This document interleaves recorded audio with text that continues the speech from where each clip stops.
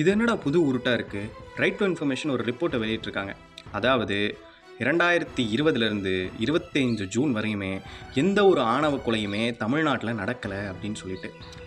புதுக்கோட்டை, மதுரை, தேனி இப்படிங்கிற மாவட்டங்களில் 1400 SC ST வழக்குகள் பதிவாயிருக்கு. அதில் 509 வழக்குகள் மிஸ்டேக் ஆஃப் ஃபேக்ட்ஸ், அதாவது உண்மையற்றவை அப்படின்னு சொல்லிட்டு அந்த கேசஸை க்ளோஸ் பண்ணியிருக்காங்க. அதுக்கப்புறம் இப்படி ஒரு ரிப்போர்ட்டை வெளியிட்டிருக்காங்க.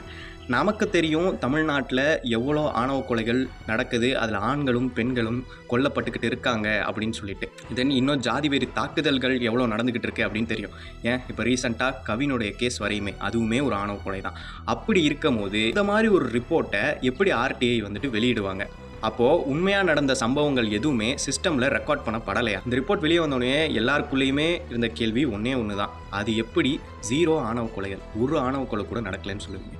இந்த குறிப்பிட்ட பீரியட்குள்ளேயே எத்தனையோ ஆணவ கொலைகள் நடந்திருக்கு அப்படின்னு சொல்லிட்டு நமக்கே தெரியும். நியூஸ்லேயே வந்திருக்கு, நம்மளும் நிறைய பேசிக்கிட்டு தான் இருக்கோம். அப்படி இருக்கும் போது ஆர்டிஐ இப்படி ஒரு ரிப்போர்ட்டை வெளியிட்டிருக்காங்க. இது சந்தேகமூட்டுறதாகவும் ஏதோ ஒரு விஷயத்தை மறைக்கிற மாதிரி இருக்கணும். நிறைய பேருக்குள்ளே இப்போ ஒரு கேள்வி எழும்பியிருக்கு. இப்படி ஒரு ரிப்போர்ட்டை வெளியிட்டாலுமே இங்கே இருக்கிற மக்கள் இதை பார்த்து யாருமே நம்ப போகிறது கிடையாது.